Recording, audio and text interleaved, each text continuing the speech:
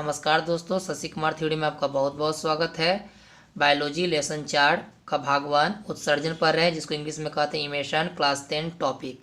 अगर दोस्तों चैनल पर नया है तो सब्सक्राइब जरूर कर लीजिएगा, साथ में बेल आइकन जरूर दबा लीजिएगा। तो दोस्तों ज़्यादा बात ना करते हुए हम लोग स्टार्ट करते हैं। छोटा सा चैप्टर है, तो चलिए। नंबर 1 टॉपिक आता है उत्सर्जी। उत्सर्जी लिखकर आप लोग डैश दीजिएगा और देखिए उत्सर्जी का डिफिनेशन। उपापचयी क्रियाओं के फलस्वरूप कुछ ऐसे पदार्थों का निर्माण होता है जो शरीर के लिए अनावश्यक एवं विषाक्त होते हैं, उसे उत्सर्जी कहते हैं। उपापचयी क्रियाओं के फलस्वरूप कुछ ऐसे पदार्थों का निर्माण होता है जो शरीर के लिए अनावश्यक एवं विषाक्त यानी खराब चीज़ होते हैं, उसे उत्सर्जी कहते हैं। ठीक है दोस्तों, नेक्स्ट आएंगे उत्सर्जन के बारे में। उत्सर्जन लिखकर आप लोग भी डाल दीजिएगा, साथ में चलिए पेन कॉपी लेकर। उपापचयी क्रियाओं के फलस्वरूप उत्पन्न अपशिष्ट पदार्थों का निष्कासन होता है। अपशिष्ट पदार्थों का निष्कासन होता है, उसे उत्सर्जन कहते हैं। खराब चीज़ को अपशिष्ट कहते हैं, उसे क्या कहते हैं? उत्सर्जन कहते हैं। नेक्स्ट टॉपिक बनेगा दोस्तों आप लोग का कि मनुष्य का उत्सर्जन। ठीक है दोस्तों, मनुष्य का उत्सर्जन देखिएगा कि मनुष्य के उत्सर्जन को 3 भागों में बांटा गया है, मूत्रवाहिनी, मूत्राशय और मूत्रमार्ग। ठीक है दोस्तों, मूत्रवाहिनी, मूत्राशय और मूत्रमार्ग का। तो तीनों का डिफिनेशन हम लोग जानेंगे। तो पहले जानेंगे मूत्रवाहिनी का। तो मूत्रवाहिनी लिखकर डाल दीजिएगा दोस्तों। तो प्रत्येक वृक्क, वृक्क मतलब होता है किडनी। ठीक है, याद रखिएगा किडनी है। प्रत्येक वृक्क के हाइलम से एक मूत्रवाहिनी निकलती है। मूत्रवाहिनी का शीर्ष भाग जो वृक्क से बाहर निकलता है, जो थोड़ा मोटा होता है, उसे मूत्रवाहिनी कहते हैं। फिर सुनिएगा, प्रत्येक वृक्क के हाइलम से, ठीक है, मांस को हाइलम कहते हैं, मांस है ना, हाइलम से एक मूत्रवाहिनी निकलती है। मूत्रवाहिनी का शीर्ष भाग जो वृक्क से बाहर निकलता है, जो थोड़ा मोटा होता है, उसे मूत्रवाहिनी कहते हैं। नेक्स्ट टॉपिक होगा दोस्तों हम लोग का मूत्राशय। मूत्राशय लिख कर डाल दीजिएगा। तो प्रत्येक मूत्रवाहिनी पीछे की ओर मूत्राशय में खुलती है। मूत्राशय नाशपाती के आकार की पतली दीवार वाली एक थैली के समान रचना है, ठीक है, जिसे मूत्राशय कहते हैं। फिर सुनेंगे, प्रत्येक मूत्रवाहिनी पीछे की ओर मूत्राशय में खुलती है। मूत्राशय नाशपाती के आकार की पतली दीवार वाली एक थैली के समान रचना है, जिसे मूत्राशय कहते हैं। ठीक है दोस्तों, नेक्स्ट हम लोग का टॉपिक है मूत्रमार्ग। मूत्रमार्ग का टॉपिक जानेंगे कि जो उदरगुहा के पिछले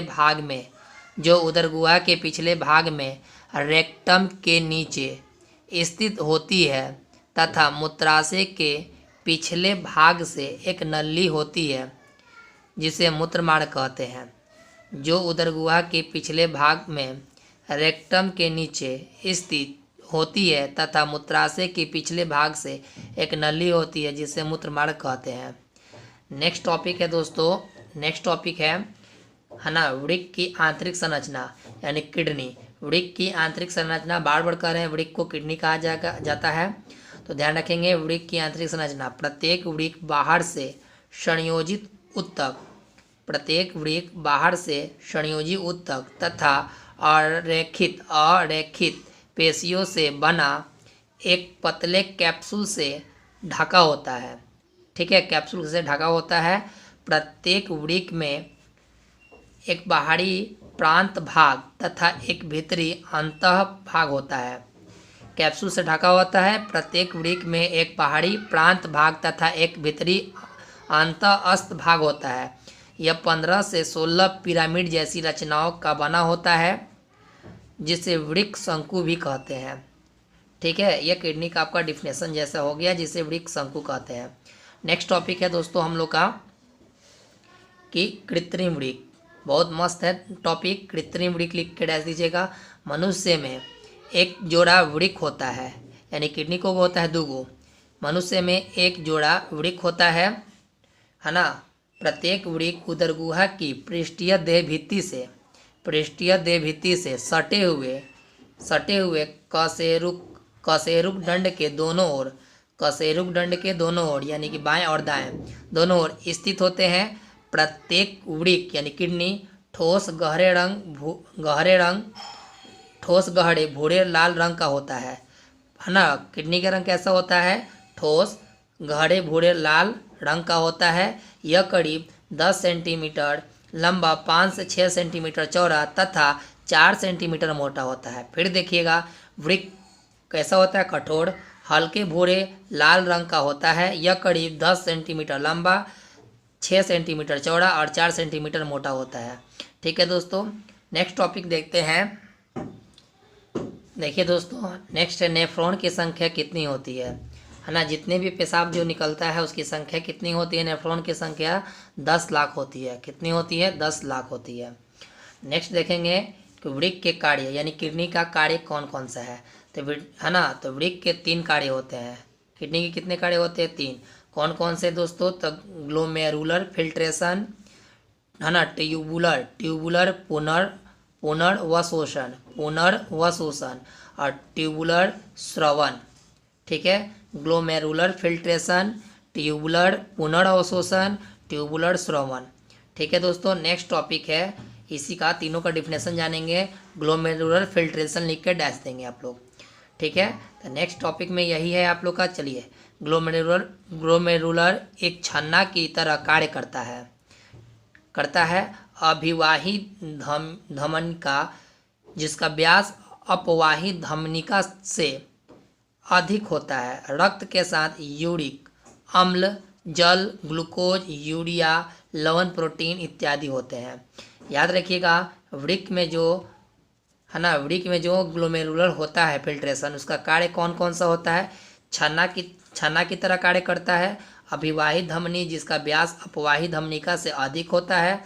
रक्त के साथ यूरिक अम्ल, जल, ग्लूकोज, यूरिया, लवण, प्रोटीन इत्यादि होते हैं, जिसे ग्लोमेरुलर फिल्ट्रेशन कहा जाता है। नेक्स्ट टॉपिक है दोस्तों ना, ट्यूबुलर पुनर्अवशोषण। ट्यूबुलर पुनर्अवशोषण में देखिएगा, ग्लोमेरुलर फिल्ट्रेट अब नलिकाओं से होकर गुजरता है। इसी समय कोशिकाएं उन पदार्थों को शोषित कर लेती है। ठीक है, शोषित कर लेती है जिनकी आवश्यकता होती है, तथा जिन पदार्थों का आवश्यकता नहीं होती उसे छोड़ दिया जाता है, जिसे ट्यूबुलर पुनर्अवशोषण कहते हैं। ठीक है दोस्तों, ग्लोमेरुलर फिल्ट्रेशन जब नलिकाओं से होकर गुजरता है, इसी समय कोशिकाएं उन पदार्थों का शोषित कर लेती है जिनकी आवश्यकता होती है, तथा जिन पदार्थों की आवश्यकता नहीं होती है ना, उसे छोड़ दिया जाता है। नेक्स्ट टॉपिक है दोस्तों ट्यूबुलर स्रवण। ठीक है, ट्यूबुलर स्रवण। देखिए, कभी कभी नलिका की कोशिका से कुछ उत्सर्जी पदार्थ भी स्रावित होकर फिल्ट्रेट से मिलता है। अब इस फिल्ट्रेट को है ना ब्लाडर मूत्र भी कहते हैं। ठीक है, ब्लाडर मूत्र भी कहते हैं है ना। अगर देखिए, पेशाब जब नहीं आता है तो डॉक्टर क्या करता है? पेशाब के नली में एक पाइप डाल देता है और जिसमें से थैला उसके पेशाब के थैली में होता है, उसको कहते हैं ब्लाडर मूत्र कहते हैं। यह मूत्र नलिका से होकर गुजरता है तथा मूत्राशय से जमा होता है। यह समय समय पर मूत्र मार्ग के छिद्र द्वारा बाहर निकाल लिया जाता है। ब्लाडर मूत्र का मतलब समझ गए होंगे, जिसका पेशाब नहीं होता है, डॉक्टर क्या करता है कि उसके पेशाब के नली में पाइप लगाता है और पाइप लगाने के बाद उस पाइप के द्वारा ही पेशाब निकालता है। ठीक है, जिसका नाम है ट्यूबुलर स्रवण। ठीक है दोस्तों, नेक्स्ट टॉपिक है हम लोग का। नेक्स्ट टॉपिक देखिएगा दोस्तों, मूत्र की बनावट। ठीक है, मूत्र की बनावट देखिएगा, मूत्र में साधारणतः जल, यूरिया तथा सोडियम क्लोराइड विद्यमान होते हैं। अगर एक मनुष्य 24 घंटे में 80 से 100 ग्राम प्रोटीन आहार के रूप में लेता है तो उसके मूत्र की प्रतिशत मात्रा निम्नलिखित होगी। फिर ध्यान रखिएगा, जो हम लोग अगर अच्छा से पौष्टिक आहार लेंगे, यानी मूत्र में साधारणतः क्या रहता है? जल, यूरिया तथा सोडियम क्लोराइड विद्यमान होते हैं। अगर मनुष्य 24 घंटे में 80 से 100 ग्राम प्रोटीन आहार के रूप में लेता है तो उसके मूत्र की प्रतिशत मात्रा निम्नलिखित रूप से होगी। अब कैसे होगी? तो जल 96% एवं ठोस 4% है ना, यानी कि ठोस के रूप में 4% कौन कौन सा है?